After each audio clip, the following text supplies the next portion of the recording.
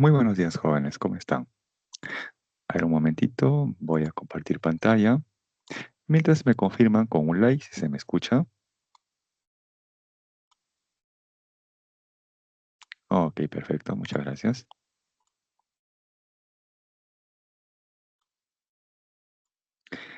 Bien, en esta semana 18 vamos a ver el tema de física moderna. Y dentro de esto vamos a ver algunos subtemas, como por ejemplo, tenemos por aquí los postulados de la relatividad especial de Albert Einstein. Trabajamos acá principalmente con dos postulados. Nos dice el primero, que las leyes de la física o las ecuaciones de la física son las mismas en todos los sistemas de referencia inerciales. Ahora, ¿qué es un sistema de referencia inercial? Bueno, aquí les presento dos sistemas de referencia inerciales. Uno de ellos es aquel que se encuentra en reposo y otro es aquel que se está desplazando con mRU, o sea, con velocidad constante. Quiere decir que estos sistemas carecen o no tienen aceleración. Esto les comento porque en el examen les podrían plantear lo siguiente.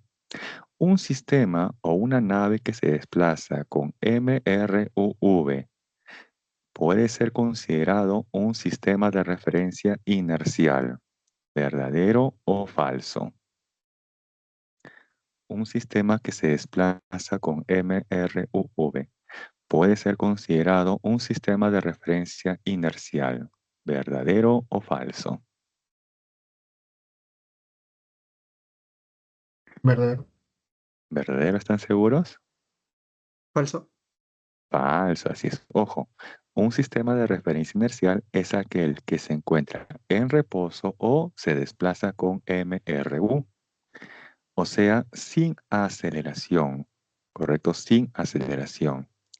Ustedes recordarán que en el mRUV existe aceleración. Por lo tanto, si esa nave espacial que se observa se desplazara con mRUV, entonces esa nave espacial no podría ser considerado un sistema de referencia inercial. ¿Me dejo entender? Entonces, ojo, solamente cuando está en reposo o se desplaza con mRU, son considerados cualquiera de los dos como un sistema de referencia inercial. Bien, luego tenemos un segundo postulado. Nos dice lo siguiente. La rapidez de la luz en el vacío, el cual tiene un valor de 3 por 10 a la 8 metros por segundo, es constante para cualquier observador, independiente de su movimiento o del movimiento de la fuente de luz. Me explico con este esquema. Tengo aquí un observador O que se encuentra en reposo. Sí, vamos a tener un observador O que se encuentra en reposo. Y él tiene en la mano una linterna. Él enciende la linterna y esta linterna emite luz. Lo que va a hacer este observador O es medir la rapidez de la luz. Y él obtiene un resultado como un valor de C, que vale justamente 3 por 10 a la 8 metros por segundo. En paralelo tenemos a otro observador, O', el cual está en su nave, ¿correcto? Viajando con una cierta rapidez V.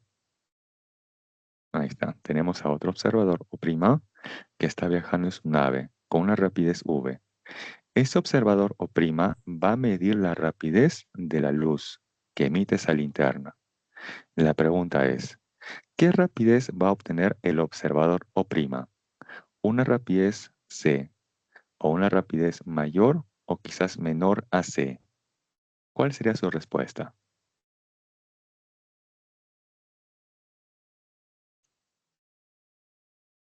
El observador O mide la rapidez de la luz que emite esta linterna y obtiene un valor C. El observador O' va a medir la rapidez de la luz que emite esa linterna. Entonces la pregunta es, ¿qué resultado obtiene el observador O'? ¿Una rapidez C, una rapidez menor a C o igual a C? Claro, igual, exactamente igual. No va a ser ni mayor ni menor, va a ser exactamente igual. Pero esto es ojo a partir de Albert Einstein. Antes de Albert Einstein se creía que si el observador O mide una rapidez de la luz como c, entonces el observador O' va a medir una rapidez totalmente diferente a la medida por el observador O. Entonces quiere decir que ambos obtenían diferentes valores de la rapidez de la luz. Y eso traía muchas discrepancias en los resultados experimentales.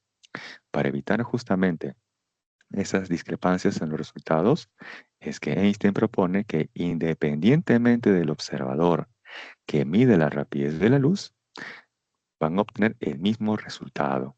¿Y ese resultado cuánto vale? 3 por 10 a la 8 metros por segundo. Bien. Luego, a partir de estos dos postulados y en colaboración con otros matemáticos de la época y también otros físicos de la época, es que se van a obtener algunas ecuaciones que vamos a observar en la siguiente diapositiva. Un ratito que cargue la siguiente diapositiva. Bien, ahí tenemos.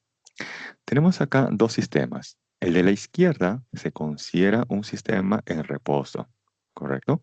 O un sistema el cual se está desplazando con una rapidez muy pequeña en comparación de la luz. Y el de la derecha es un sistema que se está desplazando con una rapidez cercana o proporcional a la luz. A ese sistema de la derecha también se le conoce como un sistema relativista, ¿sí? Como un sistema relativista. A ver, hasta aquí. Un like.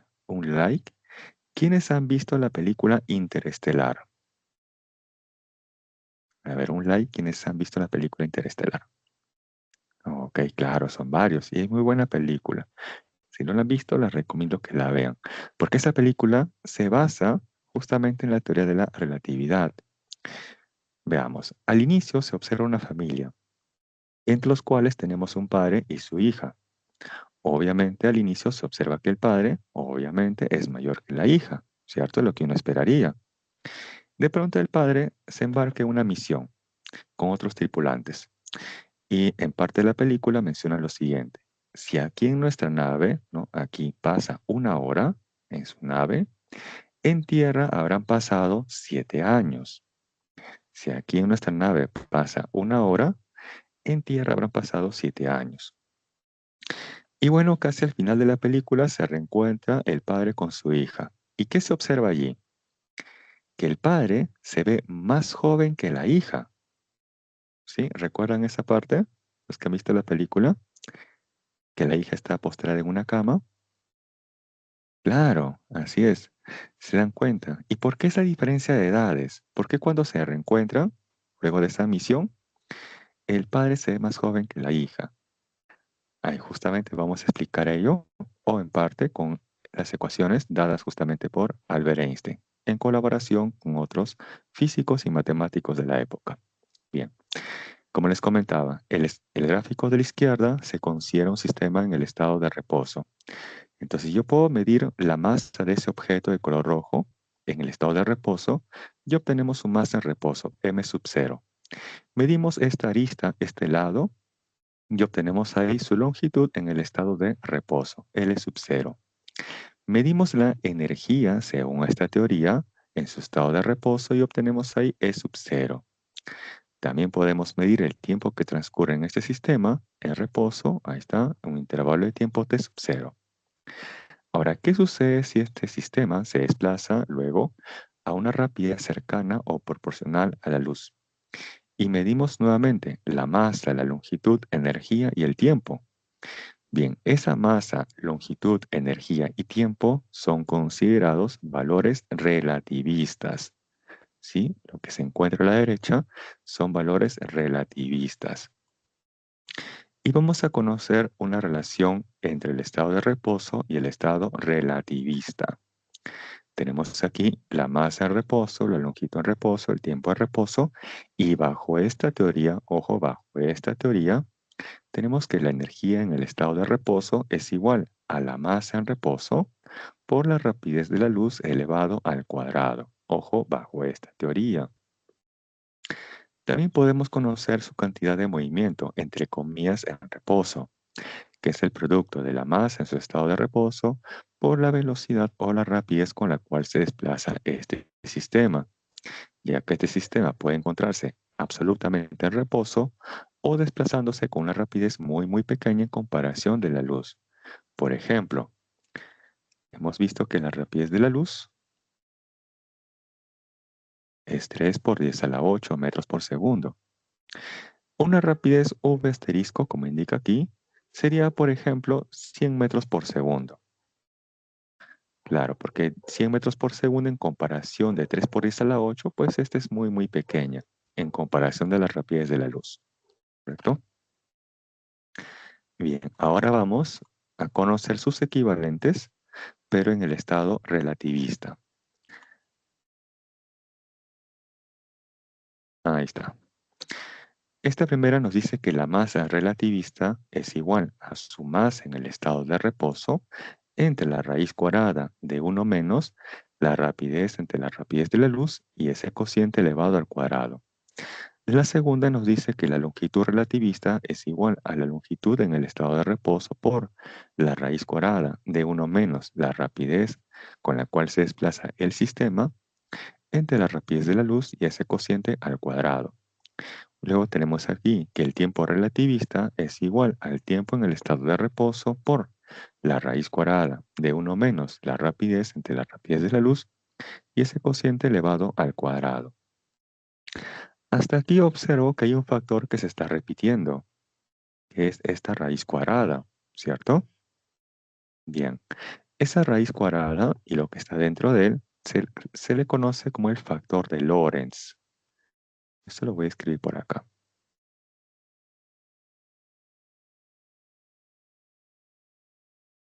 Y justamente Lorentz fue un matemático que había contribuido en su momento con Albert Einstein. Esto de aquí se le conoce como el factor de Lorentz.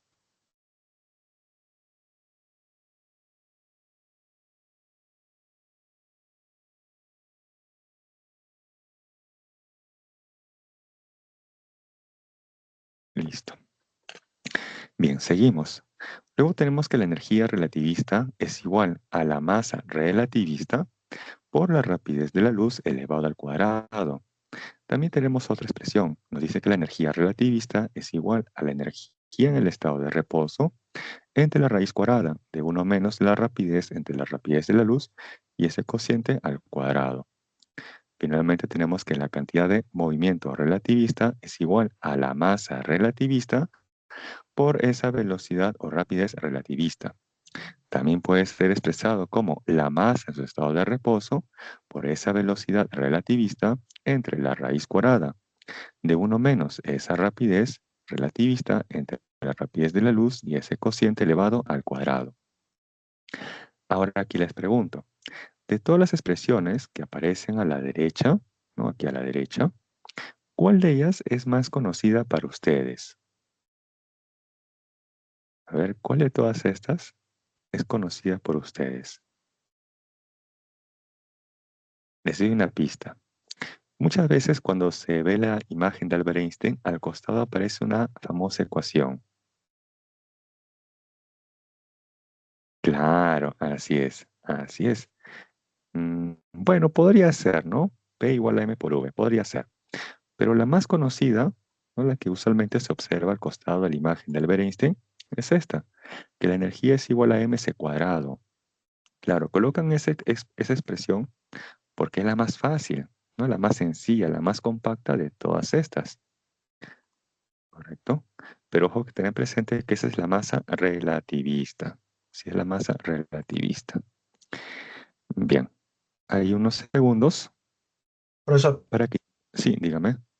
disculpa que interrumpa. En la teoría parece como que el tiempo para el sistema estático es igual al tiempo en movimiento dividido entre el factor de Lorentz, pero acá parece como que multiplicándolo. Claro, es que justamente ¿Quiere aquí, explicar para esa parte, hacerlo por más favor? sencillo, así es, así es. Justamente para que se tenga una correlación entre lo que es reposo y relativista, he planteado lo siguiente. Todos los que están con este término sub cero, todos los que están con ese término así sub cero, va a ser para el estado en reposo, ¿correcto? Y todos los que se encuentran sin ese sub cero, va a ser para el estado relativista. Básicamente lo he colocado así para evitar confusiones. ¿sí? Entonces, todo lo que está en sub-cero va a ser el estado de reposo y sin ello es para el estado relativista, ¿sí? Básicamente por ello lo he colocado de esa manera. No sé si con eso resolví tu consulta.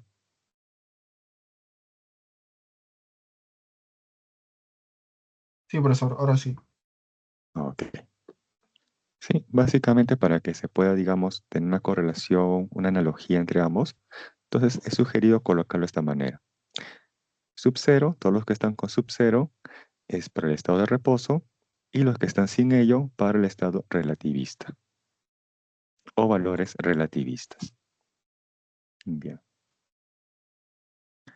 Por ejemplo, justamente yendo a esa parte de la película, tenemos al papá dentro de esa nave espacial. Comentaba ahí, si aquí pasa una hora, en Tierra pasan 7 años. Ese tiempo de una hora, ¿qué sería? ¿De estado en reposo o el relativista? Ese tiempo de una hora que él menciona. Relativista. El relativista, claro, porque su nave espacial está viajando a una rapidez muy cercana o proporcional a la rapidez de la luz. Y ese tiempo de 7 años que ha pasado en Tierra sería ¿cuál? ¿Relativista o reposo? Reposo. En reposo, claro, porque entre comillas nosotros nos encontramos en reposo, ya que la rapidez con la cual se desplaza la Tierra es mucho menor a la rapidez de la luz. Entonces, entre comillas, un sistema en reposo. Bien, continuamos. Y tenemos ahora el problema número 1. Nos dice, con respecto a los postulados de la relatividad de Einstein, indica la verdad o falsedad de las siguientes proposiciones. Nos dice en la primera, la rapidez de la luz es invariante, o sea, es constante, pero ojo, en todos los sistemas de referencia inerciales. ¿Cómo debe ser la primera proposición? Dice la rapidez de la luz es invariante, o sea, es constante en todos los sistemas de referencia inerciales. Verdadero, así es, muy bien, verdadero. Ahí tenemos dos observadores que van a medir la rapidez de la luz que emite esta linterna. Ambos observadores se encuentran dentro de un sistema inercial, ya que uno de ellos se encuentra en reposo y el otro se desplaza con MRU. Por lo tanto, ambos, al medir la rapidez de la luz que emite esta linterna, pues ambos van a obtener como resultado el valor de C, que equivale a 300.000 kilómetros por segundo o 3 por 10 a la 8 metros por segundo. De ahí que la primera es verdadero. Bien. En la segunda proposición nos dice, las mediciones de los intervalos de tiempo y de las longitudes son independientes de los sistemas de referencia inerciales. ¿Verdadero o falso?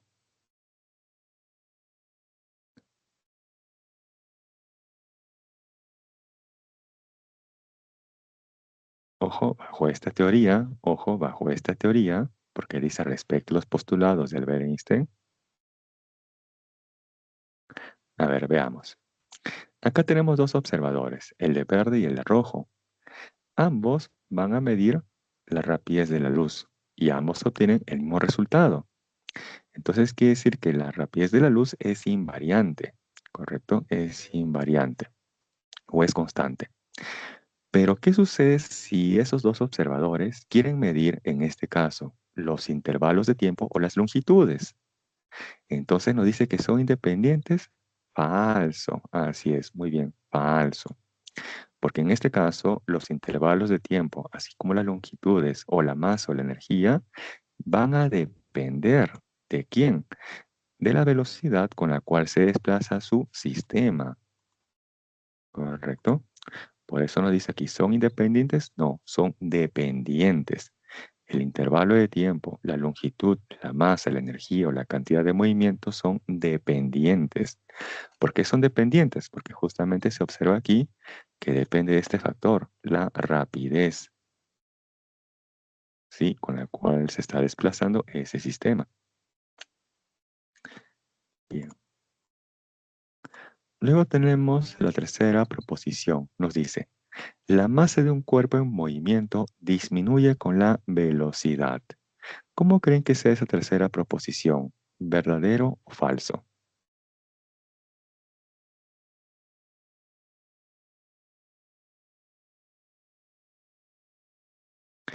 Entonces, para esto, se tiene que analizar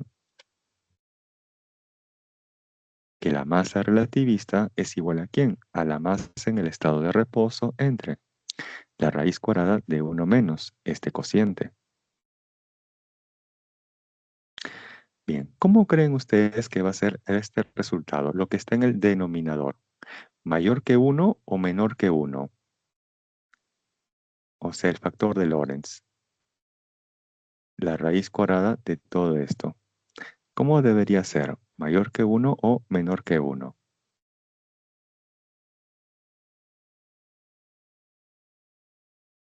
Menor a 1. Menor a 1. Supongamos que sea, se me ocurre, 0,5, por dar un valor.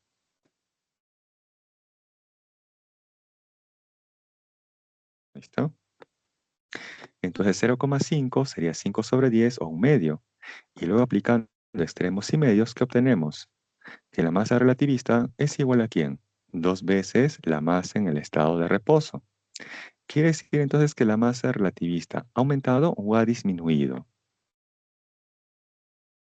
Aumentado. Ha aumentado, así es. Entonces, cuando un cuerpo se desplaza a una mayor rapidez, según esta teoría, debe aumentar su masa, ¿correcto? Pero acá dice que disminuye. Por lo tanto, falso. Bien, en el siguiente problema vamos a observar más claramente cómo es que esa raíz cuadrada o ese factor de Lorentz es menor a 1, ¿sí? Ahí lo vamos a ver con mayor detalle. Bien, así es, por lo tanto, falso. Bien, hasta ahí unos segundos para luego pasar a la siguiente diapositiva. Y ahí justamente vamos a observar que ese factor de Lorentz siempre es menor que 1.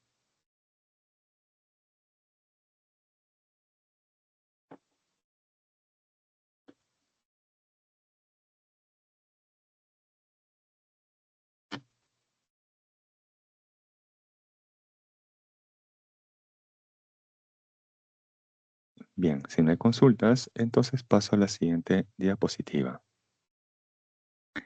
¿Sí? En 3, 2, 1. Va. Bien, tenemos ahora el problema número 2. Nos dice lo siguiente. Una nave espacial viaja con rapidez de 0,6 veces la rapidez de la luz. En el instante que pasa frente a la Tierra, el piloto ajusta su reloj a las 10 a.m. Si la nave pasa a las 10:20 a.m. frente a una estación espacial que se encuentra en reposo respecto a Tierra, pregunta, ¿qué hora es en la estación espacial cuando pasa la nave? Vamos a analizar con este esquema gráfico. Bien, ahí tenemos la estación espacial que por dado el problema se encuentra en reposo respecto a la Tierra. De pronto, esta nave espacial pasa frente a Tierra. Y ahí el piloto que se encuentra en su nave espacial ajusta su reloj a las 10 a.m. De tal manera que luego el piloto que viaja en su nave espacial va a pasar frente a quién? A la estación espacial. Y ahí observa que su reloj marcan las 10:20. Entonces les pregunto, ¿qué intervalo de tiempo ha transcurrido para el piloto que se encuentra en su nave espacial? 20 A ver, minutos. 20 minutos, muy bien. Ahora aquí la pregunta es, ¿ese tiempo de 20 minutos es el tiempo relativista o es el tiempo en el estado de reposo?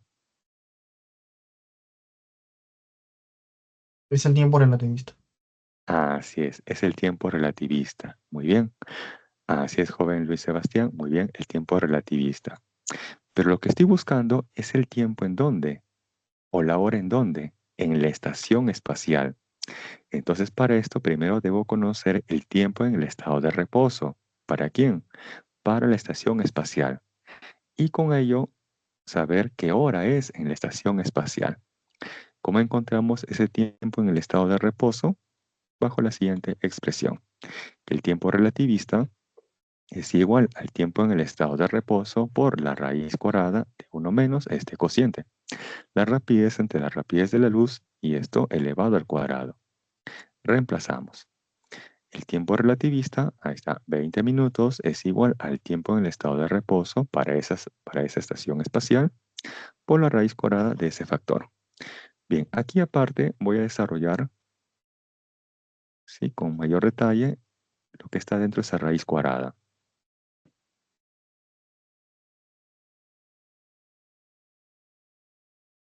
Ya está.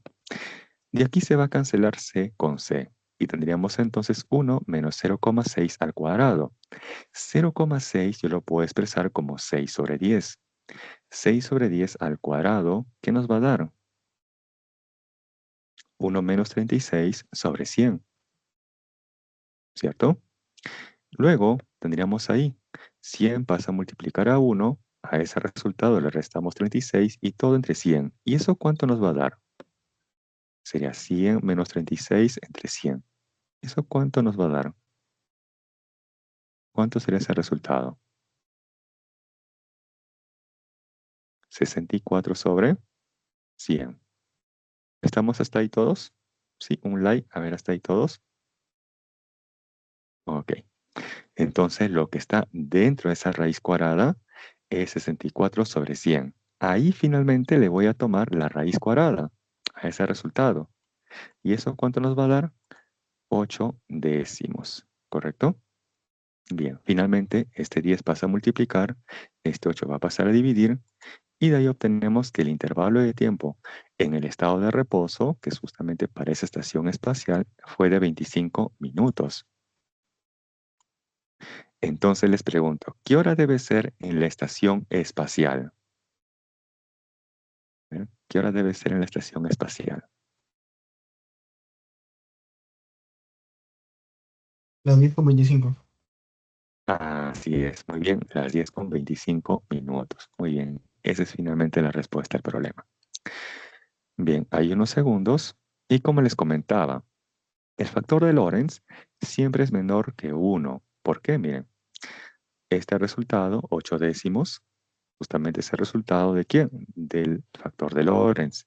Y eso nos sale 8 décimos o 0,8, que es justamente menor que 1. ¿Sí? Entonces tengan presente que siempre el factor de Lorentz es menor que 1.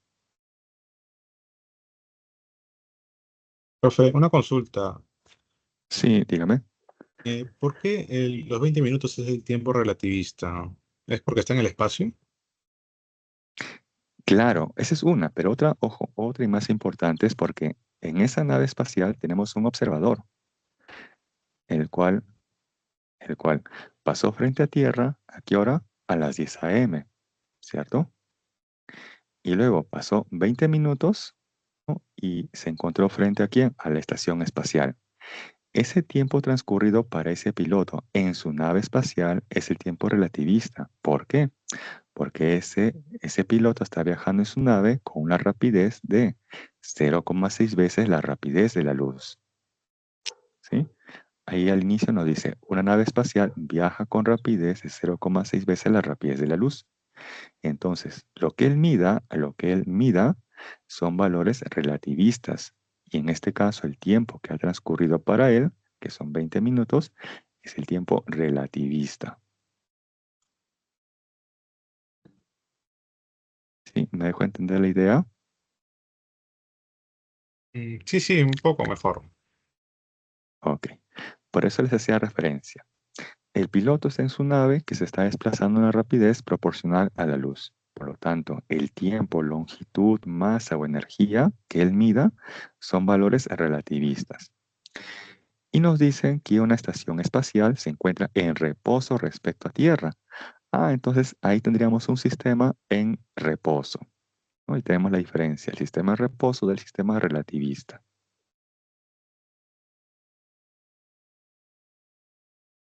Bien, continuamos si no hubiera otra consulta.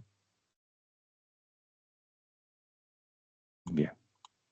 Y tenemos ahora el problema número 3. Nos dice, una nave se desplaza frente a un observador con rapidez o con velocidad de 0,6 veces la velocidad de la luz. Si la longitud de la nave mide 20 metros cuando se encuentra en reposo, con respecto a un observador, pregunta, determine la longitud de la nave medida justamente por ese observador. Bien. En el texto en color marrón nos dice que la longitud de la nave mide 20 metros. Esos 20 metros es la longitud en el estado de reposo o es la longitud relativista. ¿Opción 1 o la opción 2? ¿En reposo? Opción 1. Claro, así es, muy bien. Claro, ahí nos dicen justamente, si la longitud de la nave mide 20 metros cuando se encuentra en reposo, entonces esta es la longitud en su estado de reposo. Muy bien, opción 1. ¿Qué queremos conocer? La longitud de la nave medida por el observador. Pero ese observador, ¿dónde se encuentra? Miren, ¿dónde se encuentra ese observador?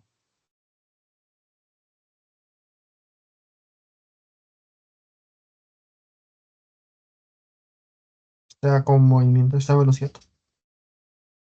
Claro, entonces esa nave se está desplazando, si se está desplazando con una rapidez cercana a la luz. Entonces lo que estoy buscando es la longitud relativista.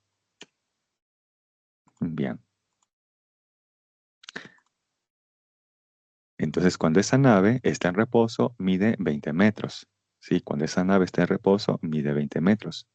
Pero cuando esa nave se desplaza a una rapidez proporcional o cercana a la luz, como en este caso 0,6 veces la rapidez de la luz, entonces esa longitud de la nave sería la relativista, que es justamente la que queremos conocer, su longitud relativista. Y planteamos ahí que la longitud relativista es igual a la longitud en su estado de reposo por la raíz cuadrada de 1 menos la rapidez entre la rapidez de la luz y ese cociente al cuadrado. Reemplazamos. Ahí está la longitud en su estado de reposo, 20 metros por esa raíz cuadrada. 1 menos 0,6 veces la rapidez de la luz entre la rapidez de la luz y ese cociente al cuadrado. ¿Y cuánto creen que vale ese resultado? Esa raíz cuadrada. Porque se ha utilizado el mismo valor en el problema anterior. A ver si lo recuerdan. Les hice inclusive ahí a detalle. 8 décimos. Así es, 8 décimos. ¿No? 64 sobre 100 y la raíz cuadrada de ello, 8 décimos. De ahí que finalmente la longitud relativista es de 16 metros.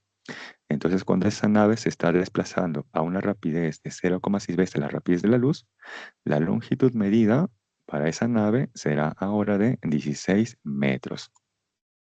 Bien. Nos dice ahora en la parte B, ¿cuánto tiempo tarda en pasar la nave delante del observador? Bien, ahí planteamos que esa nave se va a desplazar como si realizara un MRU. Del MRU que se recuerda que la distancia es igual a la rapidez por el tiempo. Pero en este caso, esa distancia va a ser la longitud relativista. Esa rapidez y ese tiempo van a ser los valores relativistas. Entonces tengo ahí la longitud relativista, ¿cuánto vale para esa nave? 16 metros.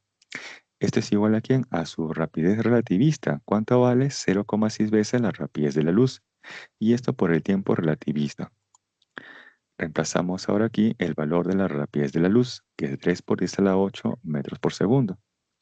Finalmente, despejando, obtenemos que ese tiempo es de 0,888 por 10 a la menos 8 segundos. Multiplicamos aquí por 1 nanosegundo y dividimos por 10 a la menos 9 segundos para que el tiempo finalmente se encuentre en nanosegundos. Y de ahí se obtiene que el tiempo es de 88,88 nanosegundos. Y en este problema no hay clave. Clave F, estos resultados.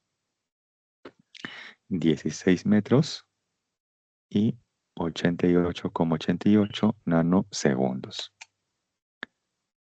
Bien, hay unos segundos para que aprecien la solución. Profe, al final convirtió, ¿verdad? Claro, así es. Así es. Claro, al final he colocado un factor de conversión, ¿no? Un nanosegundo, nano equivale a 10 a la menos 9. Para que el tiempo se encuentre finalmente en nanosegundos.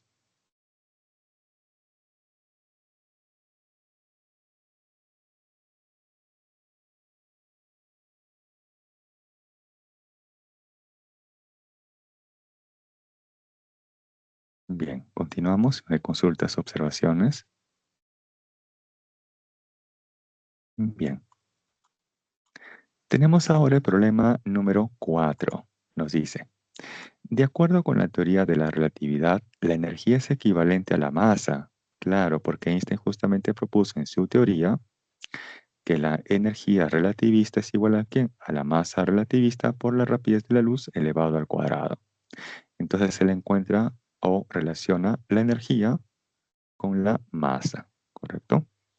Nos dice ahora, si la energía de fisión de un núcleo atómico es 180 megaelectronvoltios, determine la masa que se convierte en energía en dicha fisión nuclear.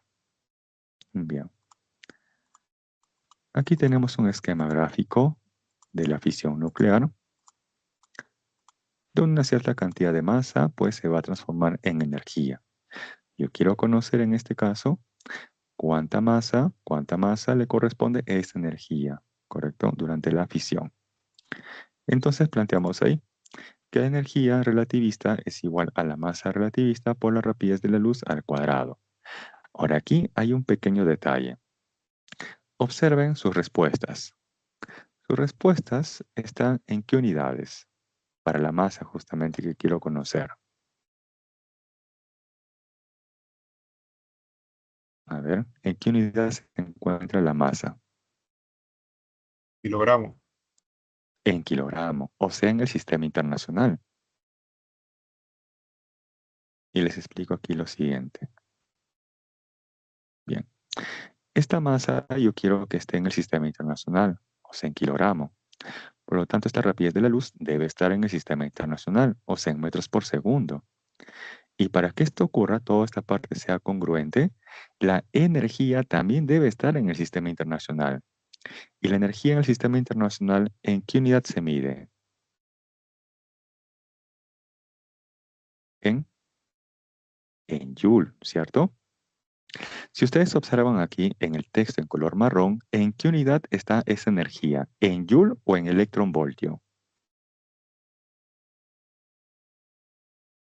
Electronvoltio. En electronvoltio. Entonces yo debería transformar, ¿no?, esta unidad electronvoltio ¿a quién? A Joule. Eso justamente nos dan este factor de conversión. Un electronvoltio equivale a 1,6 por 10 a la menos 19 Joule, ¿correcto? Entonces, utilizando este factor de conversión, vamos a pasar de electronvoltios a joules. Moraleja, tengan mucho cuidado aquí con las unidades. Bien.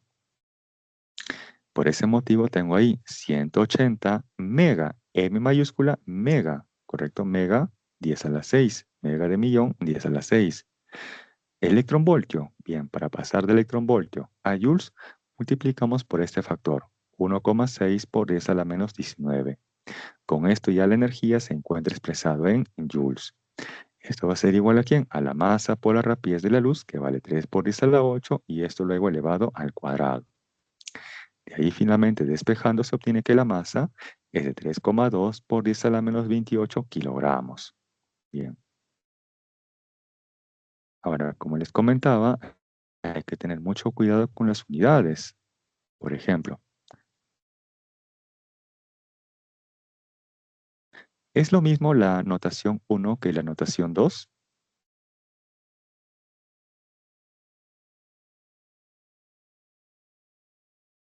A ver, ahí les he mostrado No. dos notaciones. No son iguales, ¿cierto? Porque en la primera, acá tengo M mayúscula, mega, ¿cierto? Mega. Y en la segunda, M minúscula. ¿Qué hace referencia a quién? ¿Mili?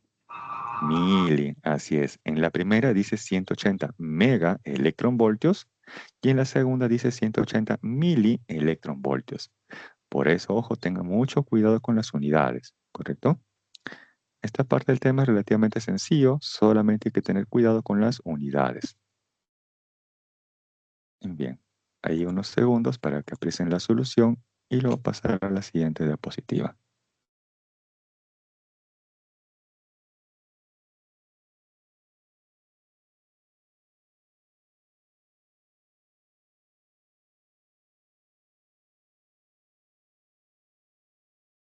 Bien, continuamos.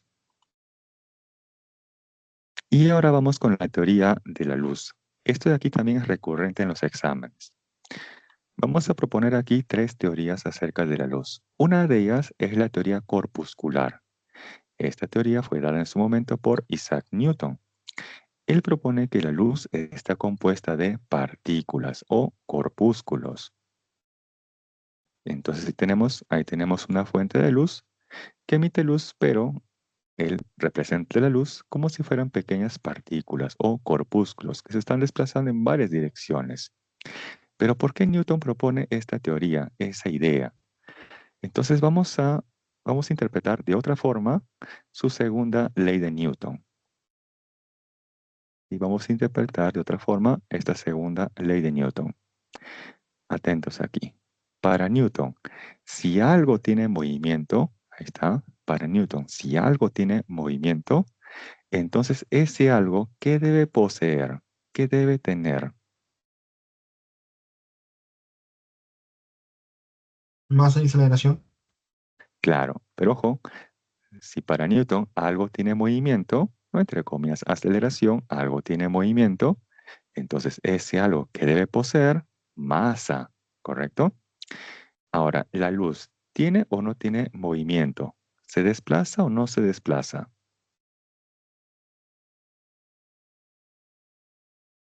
Ustedes cuando ingresan a una habitación que está oscura, ¿qué hacen? Prenden la luz, ¿cierto? Entonces se observa que la luz que emite el foco se está desplazando en varias direcciones, e inclusive hasta sus ojos. Entonces ahí uno se percata, observa que la luz se está desplazando, se está moviendo de un punto a otro. Entonces si para Newton algo se mueve, como es la luz, entonces ese algo que debe poseer masa. Por eso que para Newton la luz tiene masa o está compuesta de partículas o de pequeños corpúsculos. Ahora, corpus viene de dónde? Si ustedes dicen, por ejemplo, Corpus Christi, ¿no? ¿Han escuchado esta frase, Corpus Christi? ¿Qué es lo que se está diciendo? A ver, ¿alguien Cuerpo. por ahí sabe? Claro, cuerpo de Cristo. Corpus, cuerpo. Por ese motivo también esa frase, corpúsculos, ¿correcto? Porque viene de cuerpo, ¿sí? Bien, hasta ahí tenemos, así es, joven José Stevens, así es, cuerpo de Cristo, ¿no? Corpus, cuerpo, ¿correcto? Bien, hasta ahí tenemos la teoría acerca de la luz dada por Newton. Paralelamente con Newton hubo otro personaje que planteó otra teoría, que fue la teoría ondulatoria. Esto fue dado por Christian Huygens. Para Huygens, la luz está compuesta de ondas, o la luz es un movimiento ondulatorio. Entonces acá tenemos una fuente de luz, y esa luz es emitida en forma de ondas, que se propagan en varias direcciones. Ahora, ¿cómo es que Huygens llega a esa conclusión? Bueno, él realizó muchos experimentos. Uno de ellos, por ejemplo, es el siguiente. A ver, ¿alguna vez ustedes han tocado el agua que se encuentra en calma? O quizás se han soltado pequeñas pedritas en el agua. ¿Y qué se observa luego que se ha formado en el agua? A ver, ¿qué se observa en el agua? Ondas, ¿cierto? Claro, así es, se forman onditas. ¿Qué sucede cuando esas onditas de pronto llegan al borde del recipiente? Ahí se extinguen, ahí mueren entre comillas las ondas.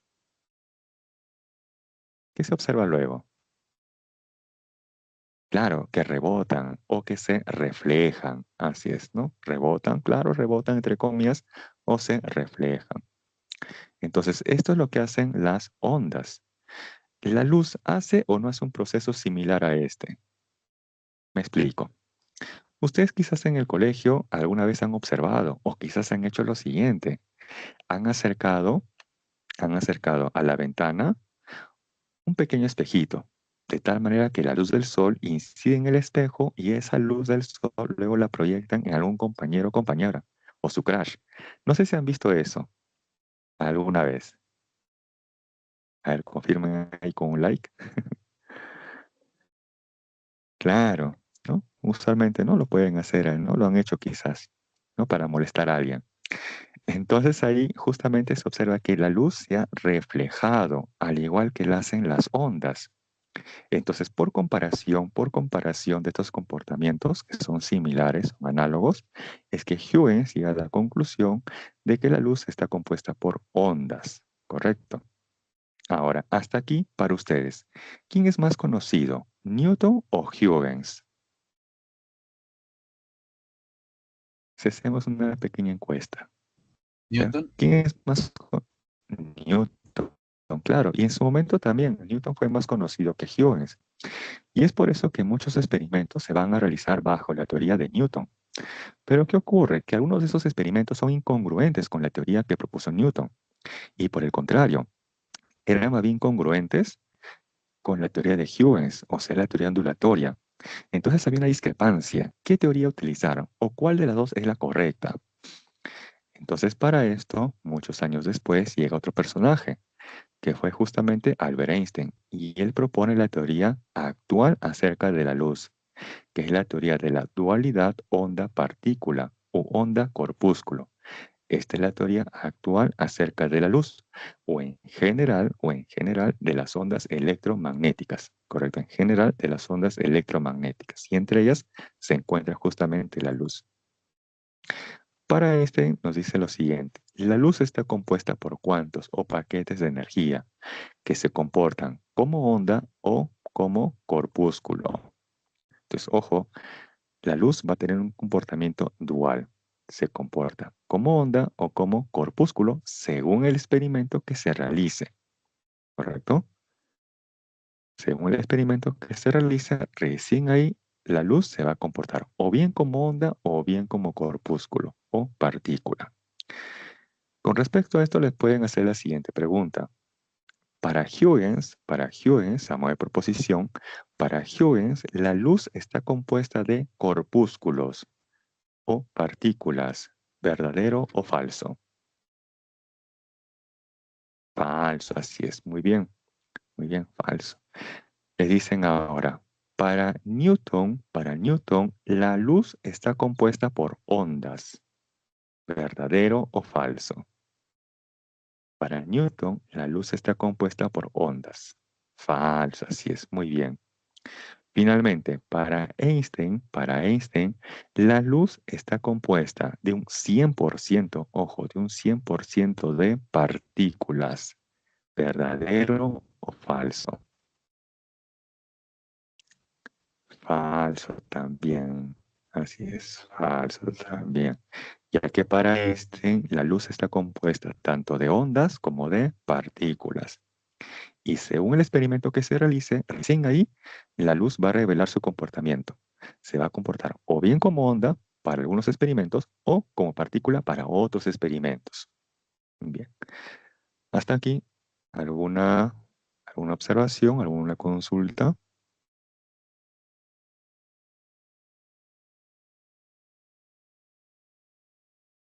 Y esta última es justamente la teoría actual acerca de la luz, o en general de las ondas electromagnéticas.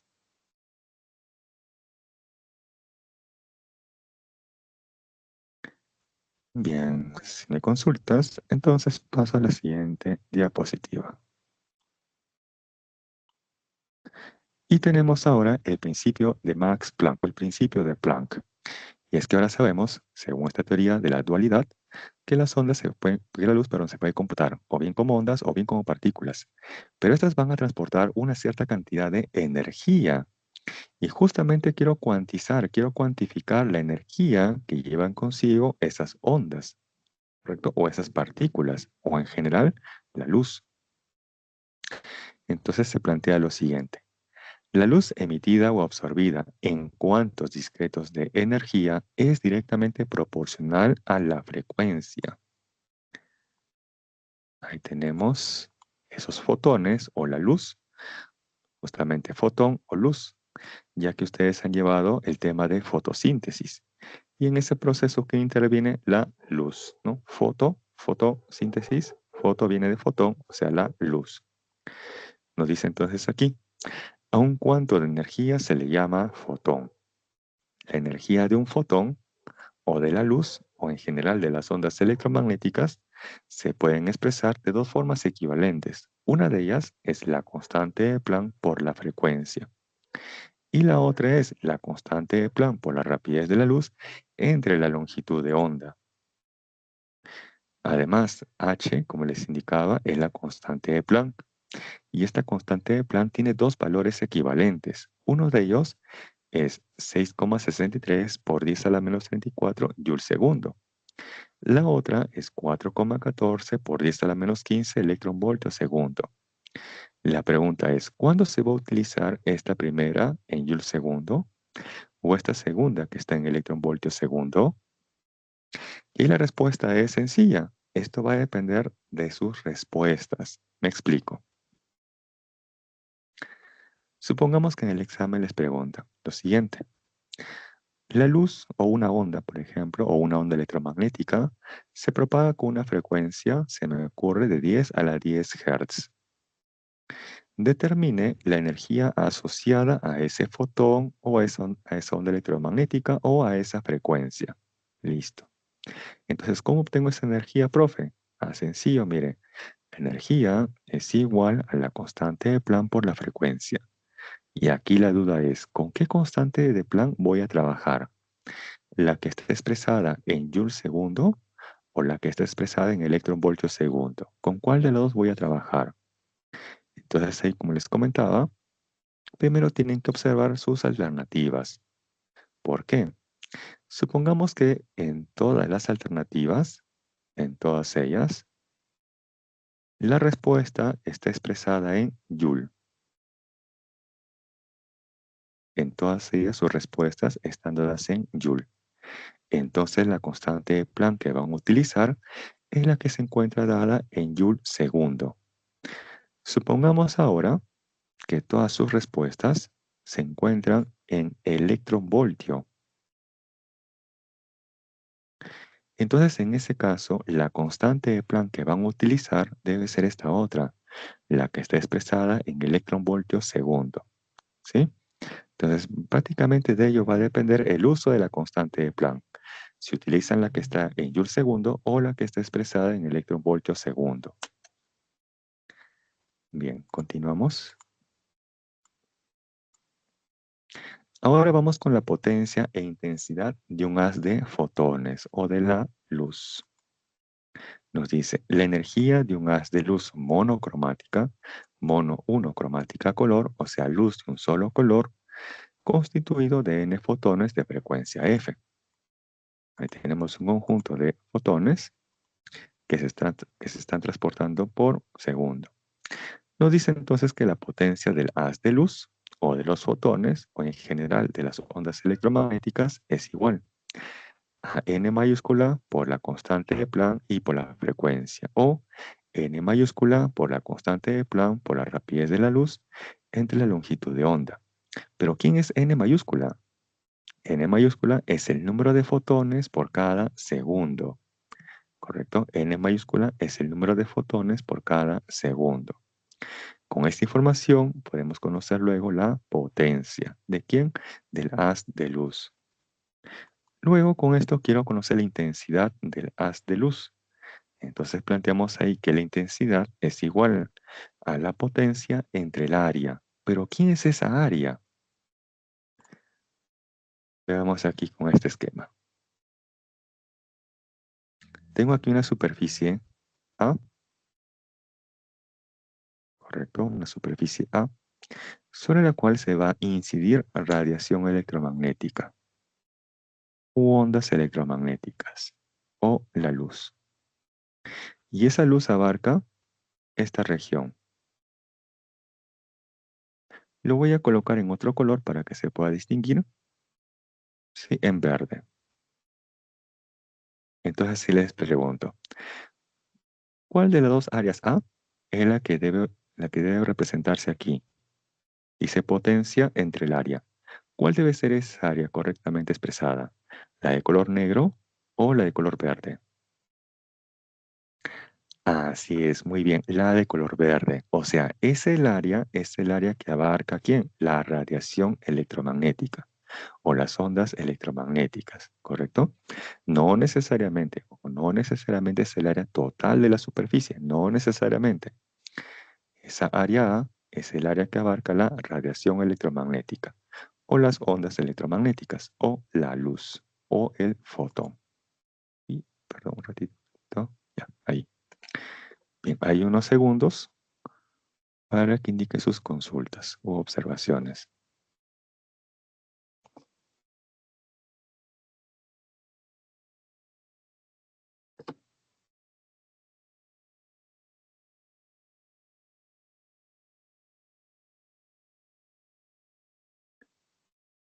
Bien, entonces paso a la siguiente diapositiva. Y ahora vamos con el efecto fotoeléctrico. Este experimento, que lo realizó Albert Einstein, justamente le hizo acreedor al Premio Nobel de Física en su momento. Veamos en qué consiste. Nos dice, los metales emiten electrones cuando se incide luz o radiación con frecuencia mayor o igual a la frecuencia umbral del metal. Vamos aquí. Se va a emplear los metales, ya que los metales tienen una gran cantidad de electrones libres. Entonces, por eso, la elección, en este caso, de los metales.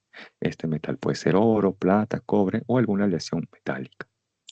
Sobre ese metal se va a incidir radiación electromagnética, ya sea luz u ondas electromagnéticas.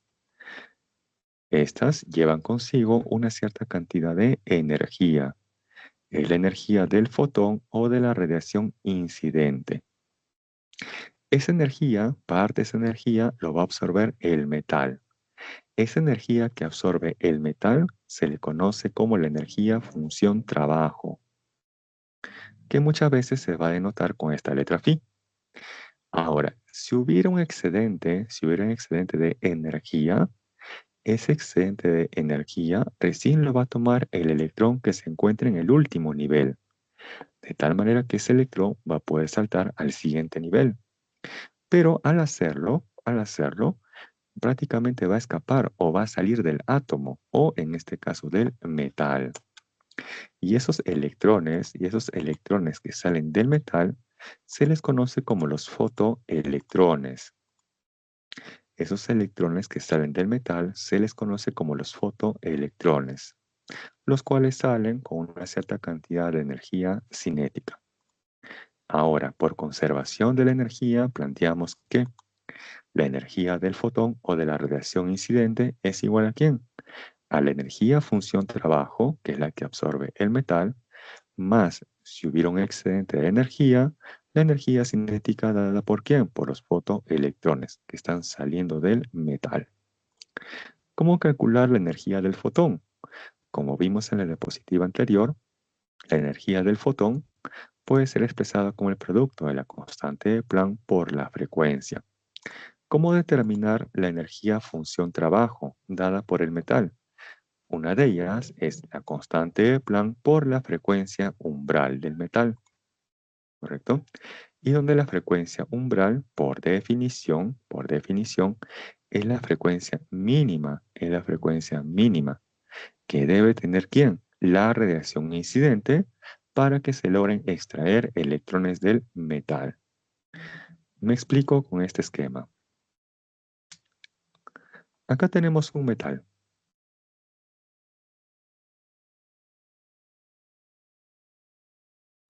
Vamos a asumir que este metal tiene una frecuencia umbral, para un fin práctico sencillo, de 1000 Hz. ¿Sí? Vamos a asumir ello, que este metal tiene una frecuencia umbral de 1000 Hz, ¿no? Para un fin práctico de lo que les voy a explicar. Supongamos entonces que se irradia sobre este metal ondas electromagnéticas con una frecuencia de 500 Hz. Entonces, la pregunta es, ¿se producen o no se producen los fotoelectrones? ¿Ven? Proposición número 1. Si incide radiación sobre el metal de frecuencia umbral 1000 Hz, con una frecuencia de radiación de 500 Hz, entonces se logran extraer electrones del metal. ¿Verdadero o falso? Si incide radiación con una frecuencia de 500 Falso. Hz Falso. sobre un metal cuya frecuencia umbral es de 1000 Hz, entonces se logran extraer electrones del metal. Muy bien, falso. Claro, ¿por qué? Porque se observa que la frecuencia de esa radiación incidente es menor a la frecuencia umbral del metal. Por lo tanto, nunca se va a lograr extraer electrones. Así esta radiación esté incidiendo un día, 2 días, un año, un siglo, nunca se va a lograr extraer electrones del metal. Bien, segunda proposición. Si incide radiación electromagnética sobre este metal con una frecuencia de 1000 Hz, entonces se logran extraer electrones del metal. ¿Verdadero o falso? Falso. ¿Falso? A Falso. ver, atentos aquí. A ver, ¿qué dice en el texto, en la parte que es subrayado? En el texto de azul es subrayado, hay algo con verde. Igual dicen. Verdadero, entonces. Claro, verdadero, así es. Basta que la frecuencia de la radiación incidente sea igual a la frecuencia umbral del metal para que se logren extraer electrones, por lo tanto, verdadero. Claro está que estos electrones van a salir con una energía cinética igual a cero, pero van a lograr salir del metal, ¿correcto? Finalmente, tercera proposición. Les dice, se incide radiación con una frecuencia de 2000 Hz sobre un metal cuya frecuencia umbral es de 1000 Hz. Entonces se logran extraer electrones del metal. ¿Verdadero o falso? Verdadero. Verdadero. Verdadero, claro, porque aquí con mayor razón la frecuencia de la radiación incidente es mayor a la frecuencia umbral del metal. Por lo tanto, sí se logran extraer. Verdadero. Este tipo de preguntas se suelen dar en el examen, porque como ven, no es necesario realizar un cálculo numérico. Es simplemente comparar la frecuencia de la radiación incidente con la frecuencia umbral del metal, ¿sí?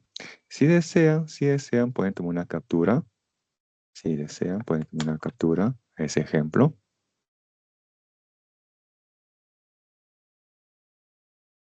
Ya que lamentablemente esto lo voy a tener que borrar por una cuestión de espacio.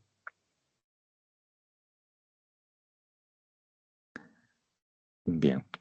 Mientras toman la captura, les comento lo siguiente. Ustedes en el curso de química han visto lo que se conoce como la energía de ionización. Esta energía de ionización, les pregunto, ¿es propio o no es propio para cada elemento de la tabla periódica?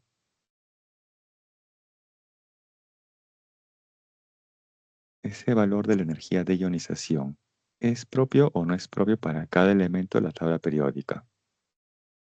Sí es. Claro, así es. Ahora, ¿cómo se le conoce la energía de ionización, pero en física? Se le conoce como la energía función-trabajo. Entonces, energía función-trabajo o energía de ionización son sinónimos, ¿correcto? Son sinónimos. En química, energía de ionización. En física, energía función-trabajo. Entonces, si la energía de ionización es propio para cada elemento de la tabla periódica, análogamente aquí, la energía función-trabajo va a ser propio para cada metal. Si este metal fuera el oro, entonces el oro tiene un valor propio, un valor característico de energía función-trabajo. Si fuera el cobre tiene otro valor característico de la energía función-trabajo. Y si fuera alguna aleación metálica, pues de igual manera, esa aleación metálica también tiene un valor característico, un valor propio de la energía función-trabajo. En otras palabras, la energía función-trabajo depende de quién? Del material del cual está hecho el metal. ¿Correcto? De eso básicamente depende la energía función-trabajo. Bien, borramos esto y continuamos. Y ahí tenemos justamente esa observación, como les indicaba. La función trabajo depende únicamente de quién, de la naturaleza o de la composición de quién, del metal, nada más. Porque quizás le dicen de esta manera. La función trabajo depende de la energía que se irradia en el metal o de la energía de la radiación incidente. ¿Verdadero o falso? Falso, así es, claro. Así es, falso, al ojo. Muy bien. Bien, ahora vamos con la gráfica de la energía cinética de los fotoelectrones versus la frecuencia de la radiación incidente.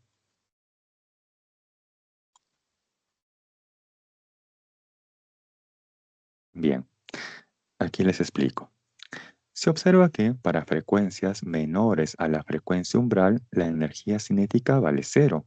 Quiere decir ahí que no se logran extraer electrones del metal. Pero a partir de la frecuencia de la radiación incidente, que es mayor o igual a la frecuencia umbral del metal, sí se logran extraer electrones del metal. E inclusive, a partir de frecuencias mayores o iguales, ¿cómo la energía cinética aumenta o disminuye? Para frecuencias mayores o iguales a la frecuencia umbral, ¿cómo la energía cinética de los fotoelectrones aumenta o disminuye? Aumenta. Aumenta, muy bien. ¿Y cómo es ese incremento? ¿Lineal o exponencial? Lineal. Lineal. Exponencial. Lineal. Sí. Exponencial, ojo, exponencial vendría a ser algo como esto. Esto sería un crecimiento exponencial. Aquí se observa un crecimiento exponencial o incremento exponencial o lineal. El crecimiento es lineal. Ojo, el incremento o el aumento es lineal. Eso también se suele preguntar en el examen. Ahí se observa que el incremento en la energía cinética es lineal. Bien, no es exponencial, el crecimiento es netamente lineal. Bien, continuamos por acá. Ahora tenemos la gráfica que nos dice N mayúscula, que es el número de fotones o fotoelectrones, esto va a depender del contexto, versus la intensidad, en este caso de la luz o de la radiación electromagnética. Aquí se observa, por ejemplo, que esa relación es proporcional. O sea que a mayor intensidad de la luz, mayor cantidad de fotones o de fotoelectrones por segundo. Esto va a depender del contexto. ¿Cómo es que se llega a esa gráfica? Entonces aquí les muestro este esquema, un grafiquito. Tenemos por acá un metal. Bien, sobre ese metal se va a irradiar ondas electromagnéticas. Digamos que tengo aquí una sola onda electromagnética, una sola radiación electromagnética que incide en el metal. Y lo hace con una cierta intensidad I. Entonces, esto va a hacer que se logren extraer, por ejemplo, fotoelectrones del metal a razón de n fotones por cada segundo o a razón de n fotoelectrones por cada segundo. Pero ahí tenemos una sola. ¿Qué sucede si irradiamos con una segunda fuente electromagnética de las mismas características de la anterior?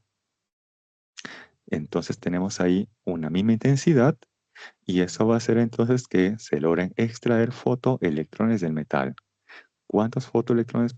¿Cuántos fotoelectrones? Pues N mayúscula. También N mayúscula, ya que se trata de la misma radiación electromagnética. Ambas tienen las mismas características. ¿Qué sucede si tenemos una tercera radiación electromagnética con las mismas características de las anteriores? Entonces esto también va a lograr extraer N fotoelectrones por cada segundo. Y ahí se observa justamente que va de modo proporcional. Si aumenta la intensidad de la luz, también aumenta la cantidad de fotoelectrones que son extraídos del metal. De ahí esa gráfica. Bien, ahí unos segundos para luego pasar a la siguiente diapositiva.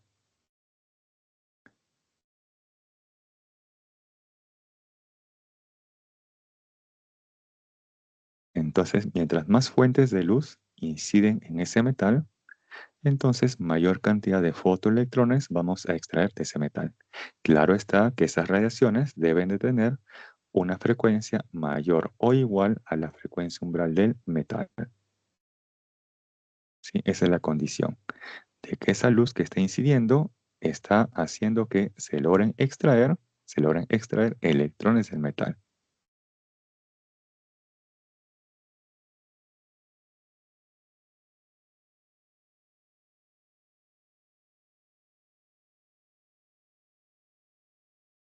Bien, continuamos. No hay consultas hasta aquí. Ahora vamos con los rayos X. A ver, un like, a quienes alguna vez les ha tomado una placa de rayos X, ya sea el tórax o alguna parte de su cuerpo. Claro, son varios, yo también me incluyo. Así es. Bien, en la modernidad, en la actualidad, ya hay equipos más sofisticados, más complejos para generar los rayos X. Aquí les voy a mostrar un equipo rudimentario, ¿no? De los primeros equipos que sirvieron justamente para generar los rayos X. Bien. Este, por ejemplo, está constituido de un tubo de alto vacío, o sea que se ha extraído la mayor cantidad de aire posible que se encuentra dentro de este sistema que está en color celeste. Entonces, sí tenemos un tubo en alto vacío. Dentro de él tenemos dos electrodos o dos placas metálicas que están conectadas a una diferencia de potencial o voltaje. Y según a qué polaridad está conectado, pues entonces va a tomar un nombre en particular. Para la parte positiva, el ánodo, y para la parte negativa, el cátodo. Luego, aquí tenemos una diferencia de potencial que es muy intensa, tiene un valor muy grande, que más adelante les voy a indicar en qué rango debe encontrarse. De tal manera que debido a esa gran intensidad de diferencia potencial, es que en la parte negativa o en el cátodo se va a lograr desprender un electrón, por ejemplo. Ese electrón luego va a ser acelerado, o sea, su rapidez está incrementando, y con ello también su energía cinética, hasta que finalmente ese electrón va a impactar en el otro electrodo o en el ánodo. Ese electrón impacta con una cierta cantidad de energía cinética. Debido a ese impacto, a ese choque o esa colisión, es que se va a liberar energía en forma de los rayos X. Esta es una forma, ojo, esta es una forma rudimentaria de generar los rayos X. Se aceleran los electrones hasta que finalmente se les hace chocar. Debido a ese choque se libera energía, y esa energía liberada lo hace en forma de los rayos X. Bien, ahí justamente lo que les había indicado. Ahora aquí también lo importante, nos dice, para que se produzcan los rayos X, el voltaje acelerador o esta diferencia de potencial debe estar comprendido en este intervalo o en este rango, como mínimo 10 a la 4 voltios y como máximo 10 a la 5 voltios. ¿Qué pasaría si en el examen les proponen lo siguiente? En proposiciones, les dicen, con una diferencia potencial de 1000 voltios, se logran generar los rayos X, verdadero o falso.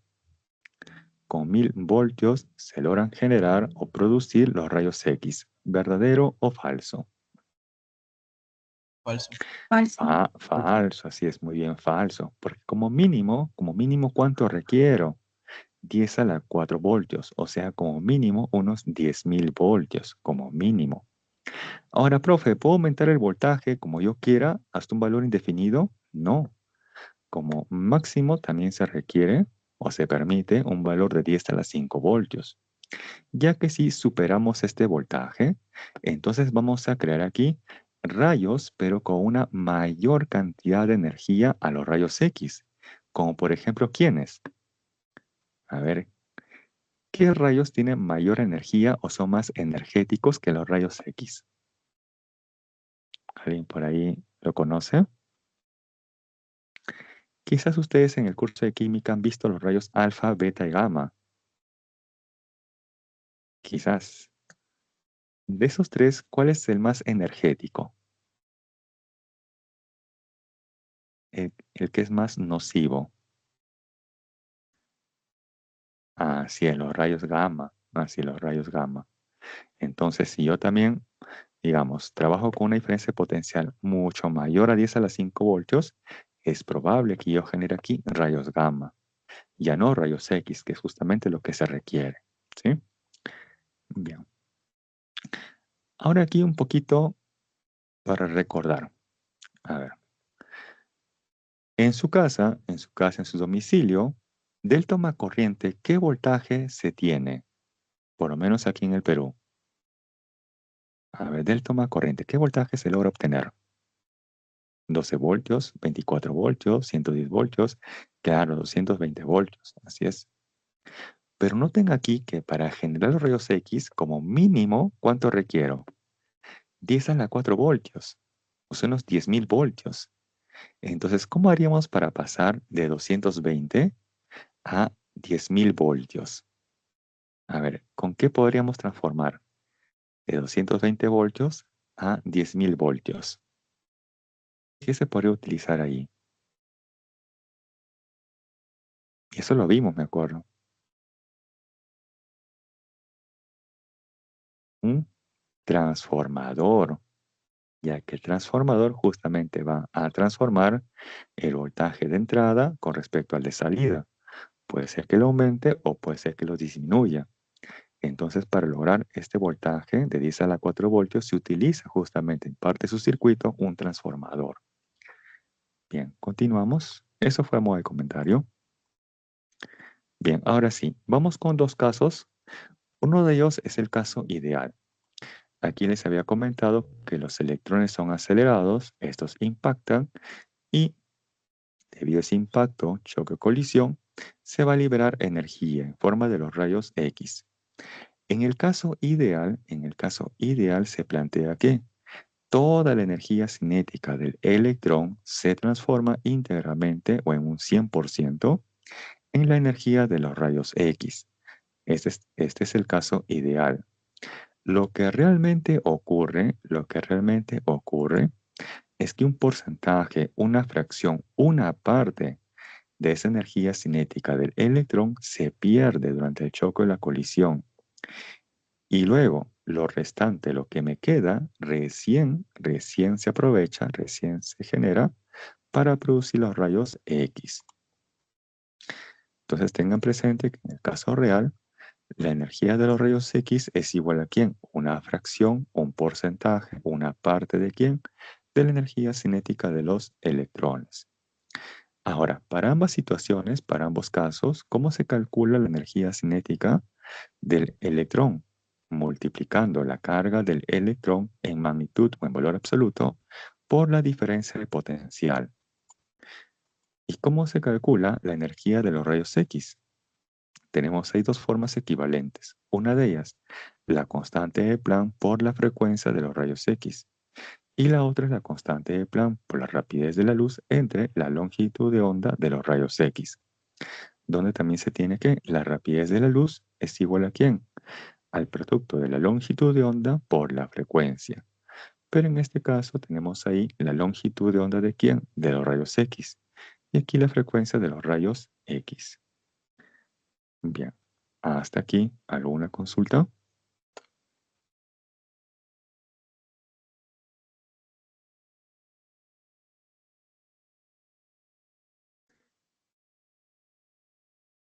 Entonces, tener presente que este es un esquema antiguo de la generación de rayos X. En la modernidad, estos rayos X se dirigen justamente hacia el punto en el cual se quiere tomar dicha placa, ya que en principio esta radiación, una vez que ha sido generada, se propaga en varias direcciones. Pero si yo quiero tomar una foto, entre comillas, de rayos X, entonces estos rayos X los debo de concentrar para que vayan a una región específica. Y ahí recién tenemos justamente los equipos ya más modernos.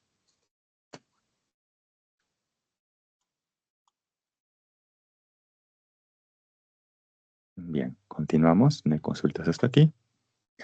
Pasamos entonces a la siguiente diapositiva. Tenemos aquí los rayos láser. Este es básicamente a modo de comentario. Aquí prácticamente no hay ninguna ecuación. Nos dice, los rayos láser es radiación electromagnética producida en un instrumento óptico con las siguientes propiedades. Nos dice en la primera, es luz monocromática. Mono, uno, cromática, color. O sea, es luz de un solo color.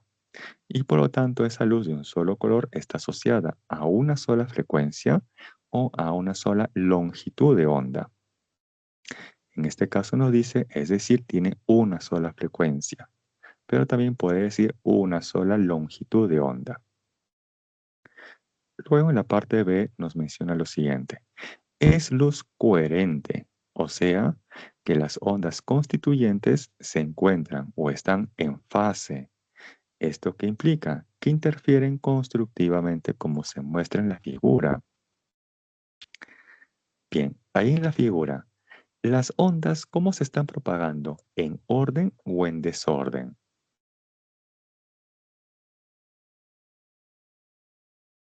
¿Orden? En orden, claro. En desorden sería algo como esto.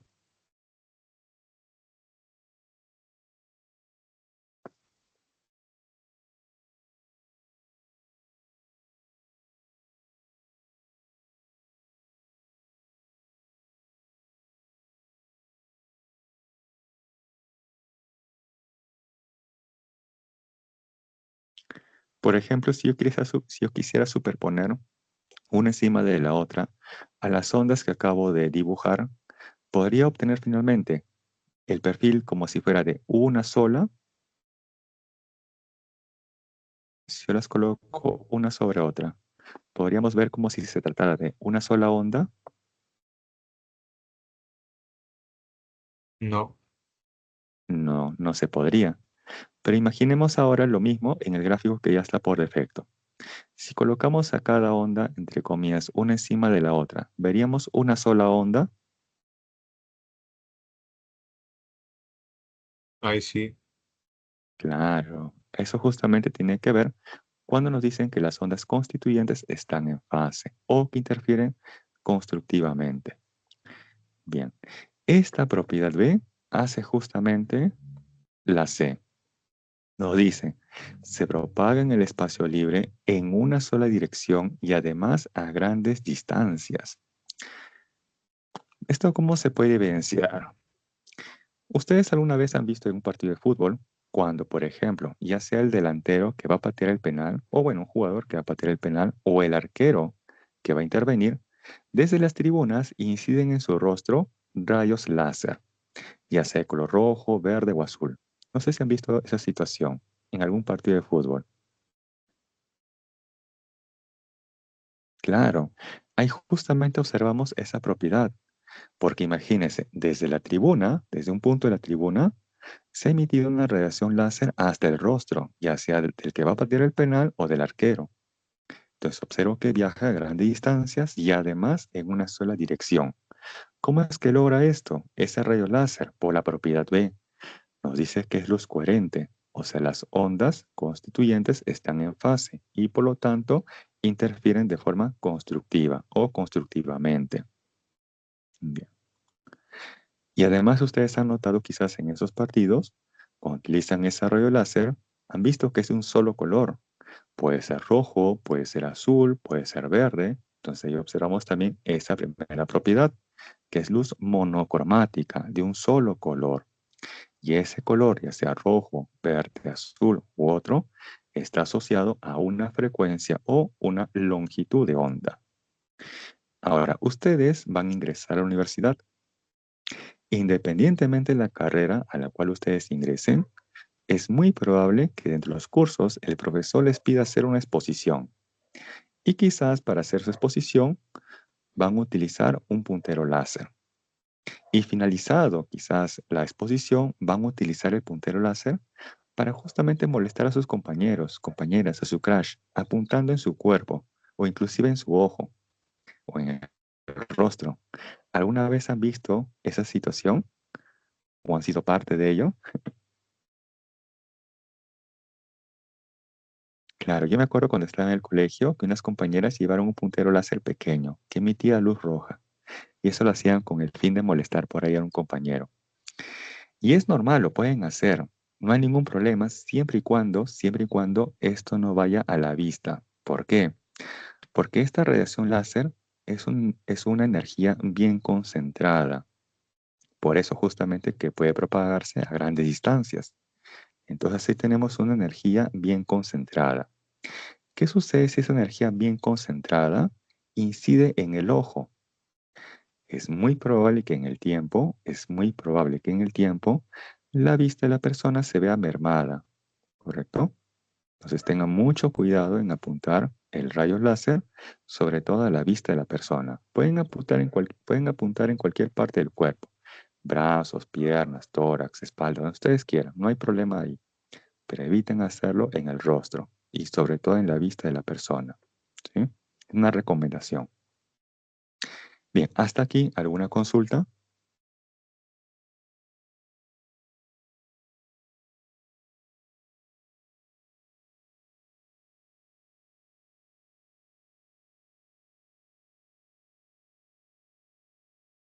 Bien, entonces continuamos.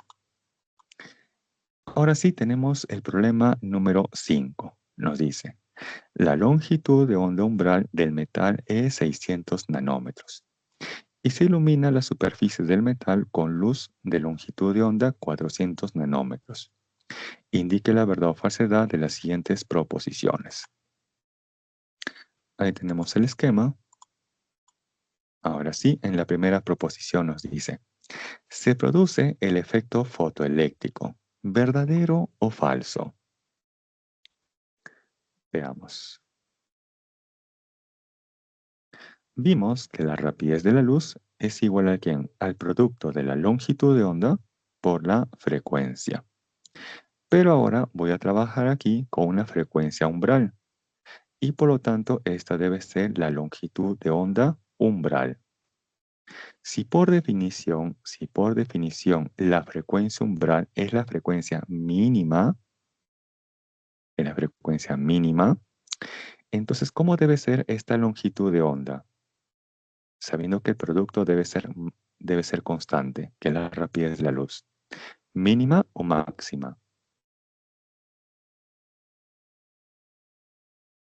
Máxima.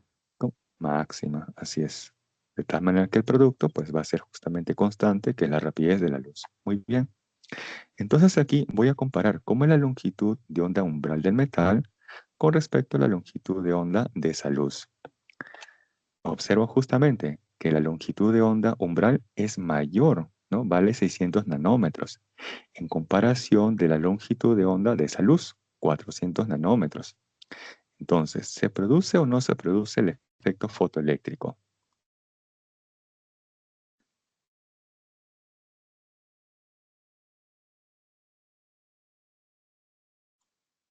A ver, ¿qué dice? ¿Se produce o no se produce el efecto fotoeléctrico? La longitud de onda umbral es mayor a la longitud de onda de la luz que está incidiendo en el metal. Cuando eso ocurre, entonces sí se produce el efecto fotoeléctrico. Es lo inverso que con respecto a la frecuencia. ¿Sí? Es lo inverso con respecto a la frecuencia. Nosotros vimos que para que se produzca el efecto fotoeléctrico, la frecuencia umbral, ¿cómo debe ser? Igual o mayor, ¿cierto? A la frecuencia umbral. Ese es, ojo, con respecto a la frecuencia. Con respecto a la longitud de onda, ¿cómo debe ser? Lo contrario, ¿sí? Lo contrario. Bien, por lo tanto, la primera es verdadero. En la segunda nos dice, al ojo prácticamente, nos dice, no se produce el efecto fotoeléctrico. Al ojo, ¿cómo debe ser la segunda? Falso. Falso, claro, porque si la primera es verdadero, entonces la segunda debe ser falso. Así es, al ojo, falso. Luego, en la tercera proposición nos dice, la energía del fotón es 3,1 electronvoltios. Bien. Entonces, ¿qué información tenemos? La longitud de onda de la radiación incidente. Entonces, planteamos aquí, que esa energía del fotón es la constante de Planck por la rapidez de la luz entre la longitud de onda. Ahora aquí vamos a reemplazar. Voy a utilizar esta constante de Planck que nos dan en el problema, que está dada en joules segundo. Ahí está, 6,62 por 10 a la menos 34 joules segundo. Luego, ¿por quién? Por la rapidez de la luz, que es 3 por 10 a la 8 metros por segundo.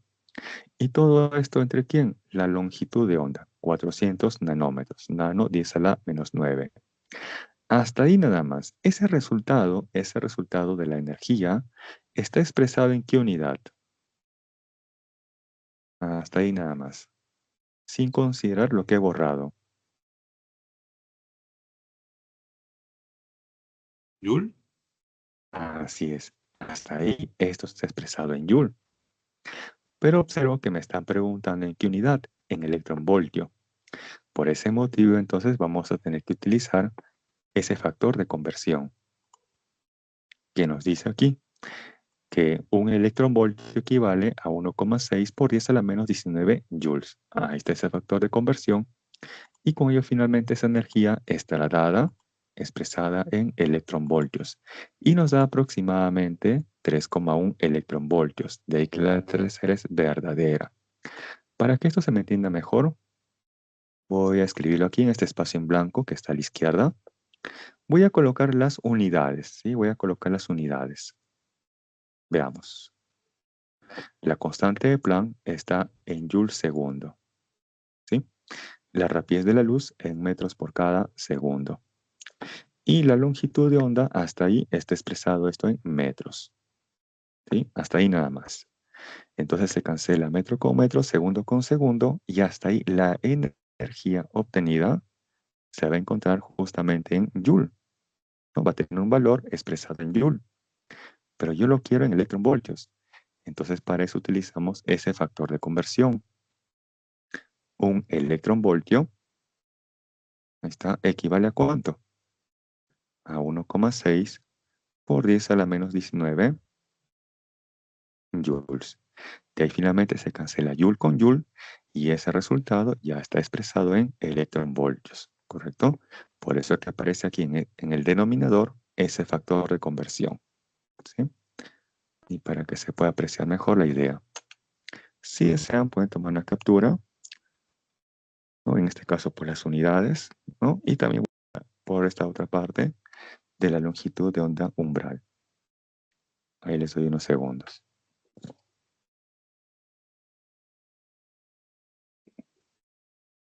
Profe, ¿puede repetir una vez más por qué el primero es verdadero? Allá. A ver. Les decía que la frecuencia con la longitud de onda son inversos. Me refiero a esto. Acá les propuse, por ejemplo, que la frecuencia umbral es de 1000 Hz, ¿no? Para el esquema que les propuse anteriormente. ¿Qué sucede si hago incidir radiación con una frecuencia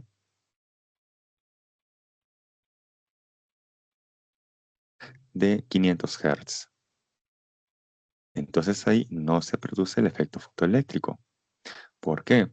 Porque la frecuencia por lo menos debe ser igual o mayor a la frecuencia umbral del metal. ¿Qué sucede si aumento la frecuencia a un valor de 2000 Hz? Entonces ahí sí se va a dar el efecto fotoeléctrico. Bien, entonces ahí observo que para que sea el efecto fotoeléctrico, la frecuencia de la radiación incidente debe ser mayor o igual, ¿correcto? A la frecuencia umbral. Y este es ojo con relación a frecuencias. ¿Cómo sería con respecto a longitudes de onda? Bien, supongamos que la longitud de onda umbral, justamente tomando en cuenta este problema, nos dice que es 600 nanómetros. Sí, es lo inverso. ¿Qué sucede entonces si hago incidir radiación con una longitud de onda mayor a esa longitud de onda umbral? Digamos 1000 nanómetros. Entonces, ¿se logra o no se logra el efecto fotoeléctrico? Ahí no se va a lograr. ¿Por qué? Porque la longitud de onda de la radiación incidente es mayor a la longitud de onda umbral. Para que se logre extraer electrones o se produzca el efecto fotoeléctrico, la longitud de onda de la radiación incidente debe ser como menor o igual a la longitud de onda umbral. Es por eso que cuando esta radiación electromagnética lo hace con una longitud de onda de 400 nanómetros, entonces sí se logra el efecto fotoeléctrico, porque observo que la longitud de onda de esa radiación electromagnética es menor a la longitud de onda umbral del metal. Por eso les comentaba que es lo contrario, ¿no?, a lo que ocurre con la frecuencia. ¿Sí? ¿Me dejo entender mejor ahí la idea?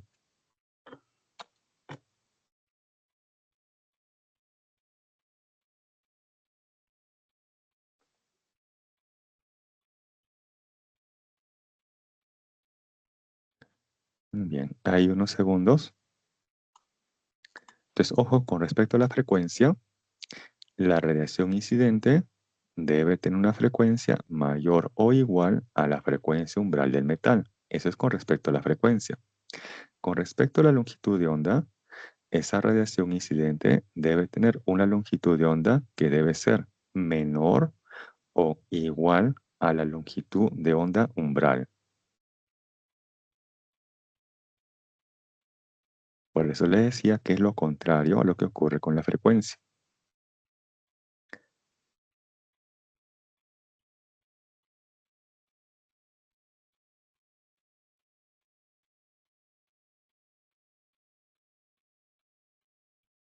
Bien, continuamos en otra consulta o observación.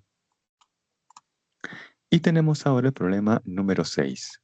Nos dice, una radiación de frecuencia de 3 por 10 a la 15 Hz incide sobre un metal de función trabajo 2 electronvoltios. ¿No? Ahí tenemos el esquema gráfico. Pregunta, determine la energía cinética máxima o a seca la energía cinética de los fotoelectrones. Bien, entonces aquí nos encontramos dentro de lo que corresponde al efecto fotoeléctrico. Y ahí que se cumple que la energía del fotón o de la radiación incidente es igual a la energía función trabajo más la energía cinética. Bien, si yo quiero conocer esta energía cinética, primero, ¿qué debo conocer? La función trabajo. ¿Esto es dato? Sí, es dato. Pero también debería conocer previamente, pues, la energía de la radiación incidente. ¿Esto se conoce? No, aún no se conoce. ¿Pero se puede determinar? Claro que sí, porque esto se evalúa, según los datos, constante de Planck por la frecuencia. Entonces se puede conocer. Pero también hay otro detalle muy importante. Observen sus respuestas. ¿En qué unidad está expresada esa energía cinética que les están pidiendo? Observen sus respuestas. ¿Está en Joule o está en electronvoltio? A ver, hasta ahí observen sus respuestas. ¿En qué unidad está la energía cinética?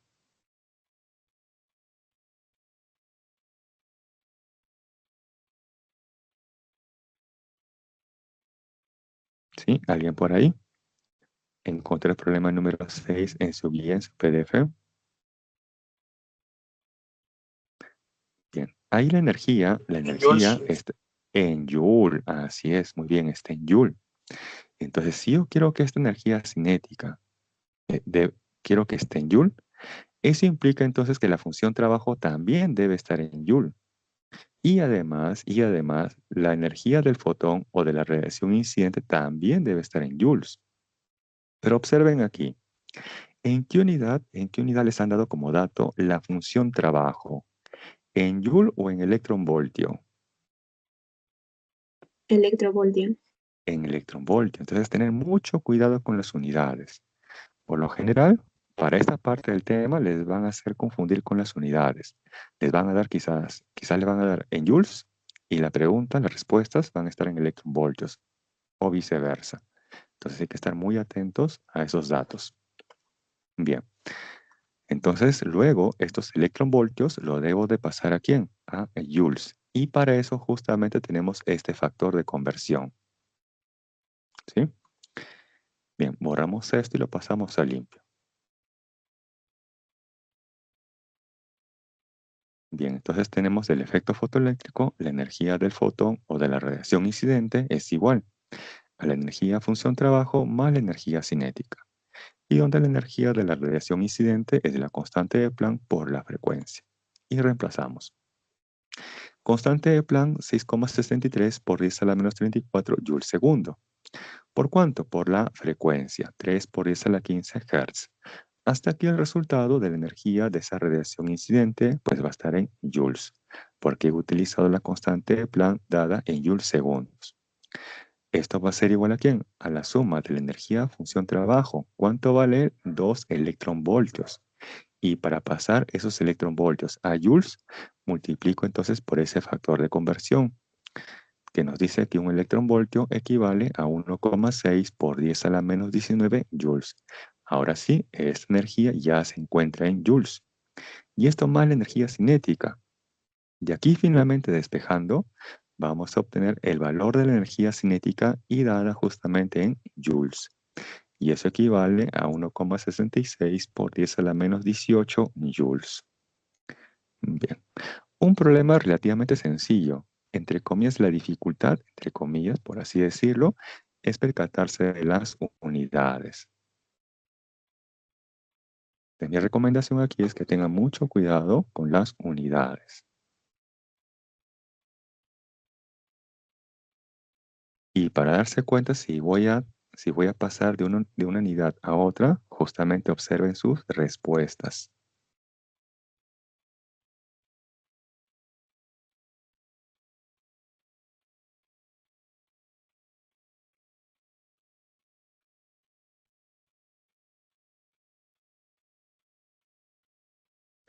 Bien, si no hay consultas o observaciones, entonces paso a la siguiente diapositiva. Y tenemos ahora el problema número 7. Nos dice, en un experimento para determinar la función trabajo de un metal, se utiliza radiación de longitud de onda 600 nanómetros. Luego se utilizó radiación de longitud de onda 200 nanómetros. Y se observó que el potencial de frenado fue 4 veces el valor inicial. Pregunta, determine el voltaje de frenado inicial y la función trabajo del metal.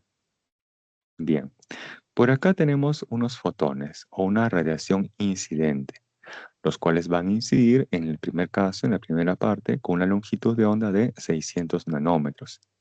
Luego se va a cambiar esto por otra radiación electromagnética, cuya longitud de onda es 200 nanómetros, ¿correcto? Ellos inciden y luego se logran extraer los fotoelectrones. Ahí tenemos los electrones. Estos fotoelectrones o electrones extraídos del metal A van a ser frenados o se les va a cortar el movimiento mediante lo que se conoce como el potencial de frenado o el potencial de corte. Se plantea de la siguiente manera, que la energía cinética de estos fotoelectrones debe ser igual ¿a quién? A la carga del electrón por el potencial de frenado o de corte. Frenado porque va a frenar el movimiento de esos fotoelectrones, o el potencial de corte. Va a cortar el desplazamiento de esos fotoelectrones. Entonces se le conoce como el potencial de frenado o el potencial de corte. Bien, para esta primera radiación de longitud de onda 600 nanómetros, nos dicen que el potencial de frenado vamos a asumirlo como V sub 0. Y para la siguiente radiación electromagnética nos dice que ese potencial de frenado fue 4 veces. Entonces vamos a considerar como 4 veces V sub 0 para la segunda situación, para el segundo caso. Bien, entonces aquí planteamos que la energía de la radiación incidente es igual ¿a quién? A la energía función trabajo más la energía cinética. Reemplazamos la constante de Planck dada en electronvoltios por segundo, que es 4 por 10 a la menos 15 electronvoltios segundo por la rapidez de la luz, 3 por 10 a la 8, entre esa longitud de onda, 600 nanómetros. Nano 10 a la menos 9. Esto es igual a ¿quién? A la energía función trabajo más la energía cinética. Y donde a su vez esa energía cinética también se puede expresar como la carga del electrón por el potencial de frenado o de corte. Evaluando esta parte, obtenemos ahí que 2 electronvoltios es igual a la energía función trabajo más la carga del electrón por el potencial V sub 0, que es el potencial de frenado inicial. Ahora vamos con la segunda radiación electromagnética, cuya longitud de onda es 200 nanómetros. Para este segundo caso, nos dice que el potencial de frenado fue 4 veces el valor inicial. Entonces aquí el potencial de frenado es 4 veces V sub 0. Y planteamos lo mismo, que la energía de la radiación incidente es igual a la energía función trabajo más la energía cinética. Reemplazamos constante de Planck en electronvoltios segundos como 4 por 10 a la menos 15, por la rapidez de la luz 3 por 10 a la 8, entre esa longitud de onda, 200 nanómetros, nano 10 a la menos 9. Esto va a ser igual a la suma de la energía función trabajo más la energía cinética. Y esa energía cinética es la carga del electrón por el potencial de frenado, que en este caso es 4 veces el potencial de frenado inicial. Listo. Resolviendo esto obtenemos ahí 6 electronvoltios es igual a la energía función trabajo más 4 veces la carga del electrón por el potencial de frenado inicial. Bien, hasta ahí nada más un like si vamos bien. Hasta aquí nada más. Ok. Entonces tengo dos ecuaciones con dos incógnitas, que son en este caso la función trabajo phi y el potencial de frenado V sub 0. Entonces a partir de esas dos ecuaciones, 1 y 2, vamos a despejar y obtener que el potencial de frenado V sub 0 es igual a 4 tercios de voltio o 1,33 voltios y que la función trabajo es igual a 2 tercios electronvoltios o 0,66 electronvoltios. Bien, esa sería finalmente la respuesta al problema número 7. Ahora, no se asusten, no se alarmen, que un problema similar a este es muy poco probable que les pregunten esto en el examen, porque como ven, tiene muchos pasos. Es un tanto extenso.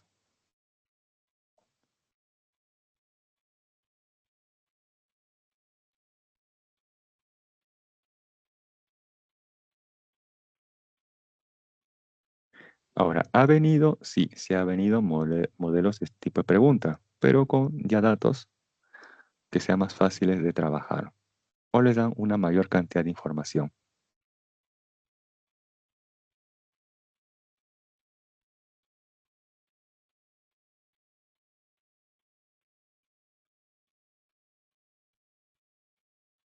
Bien, finalmente pasamos al problema número 8 y con eso cerramos la clase de hoy. Ahí también les dejo las claves de los ejercicios casa. Nos dice, en un tubo de rayos X, un haz de electrones se acelera con un voltaje de 30.000 voltios. Si durante el frenado el 80%, ojo, el 80% de la energía de los electrones se transforma en radiación X o en rayos X, pregunta, determine la longitud de onda de los rayos X. A ver, les pregunto, ¿qué relación es la correcta?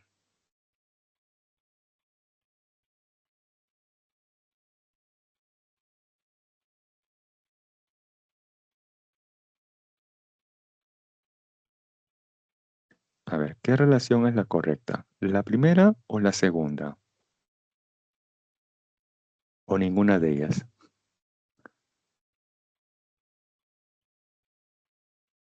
Les dicen, si durante el La frenado, segunda. el 80, la segunda, así es, muy bien.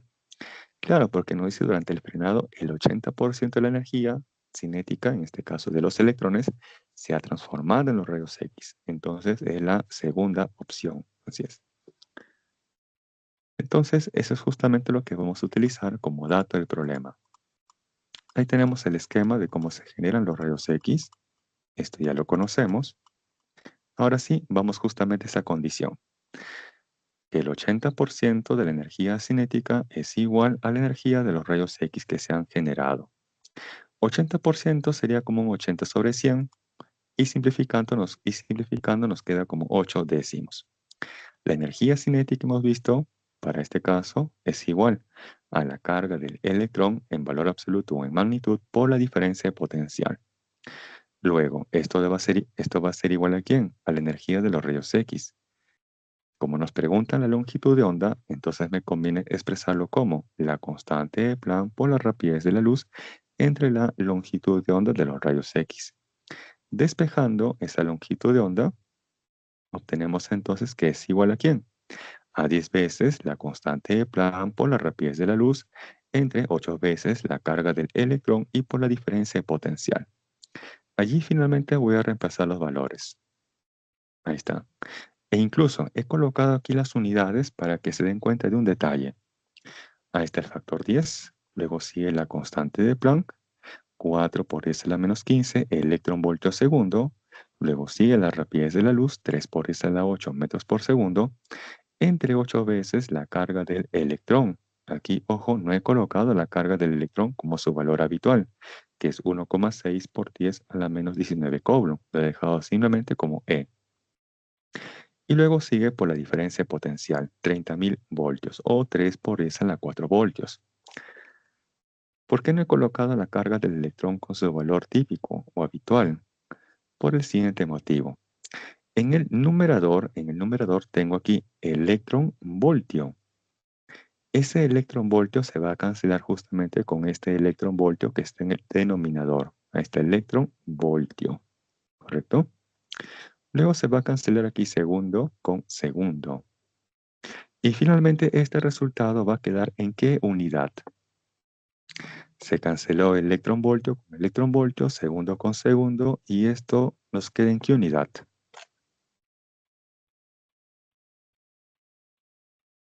A ver, ¿qué unidad ha sobrevivido? Metros. Metros, así es. Justamente esa longitud de onda nos va a dar ¿en qué unidad? En metro. Y en este caso 5 por 10 a la menos 11 metros. Pero su respuesta no están en metros, están en Armstrong. Y es que hay que tener en cuenta, como indica aquí arriba, que un Armstrong equivale o es igual a 10 a la menos 10 metros. Ojo, el Armstrong es 10 a la menos 10 metros. ¿Sí?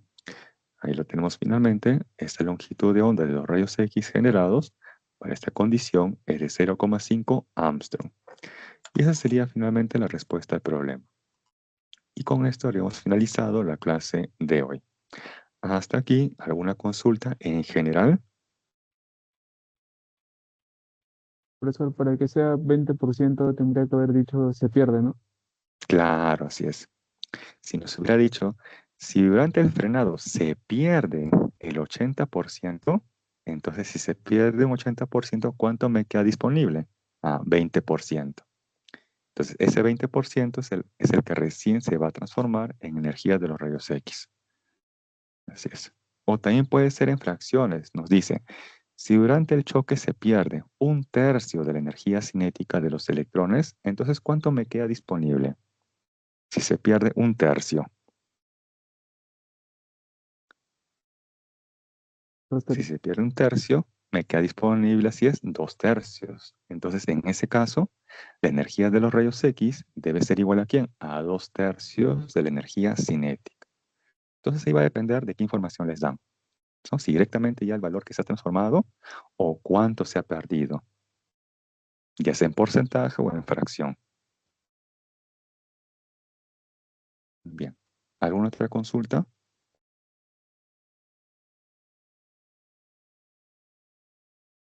¿Ninguna? Bien, jóvenes. Entonces, esto ha sido todo por el día de hoy. Muchas gracias a todos por su atención y participación. Conmigo será hasta la siguiente clase. Esperemos en todo caso que la siguiente semana, que es la de repaso, esta aula virtual esté habilitada. Supongamos que no esté habilitada esta aula virtual, entonces conmigo sería hasta aquí. Y les agradecería, ¿no? Ha sido muy honroso de mi parte haberlos guiado durante estas 18 semanas. Les deseo los mayores éxitos a cada uno de ustedes, tanto en su vida académica, profesional y sobre todo personal. Muchas gracias a todos. Conmigo será hasta otra oportunidad. Cuídense mucho y pasen muy bonita tarde.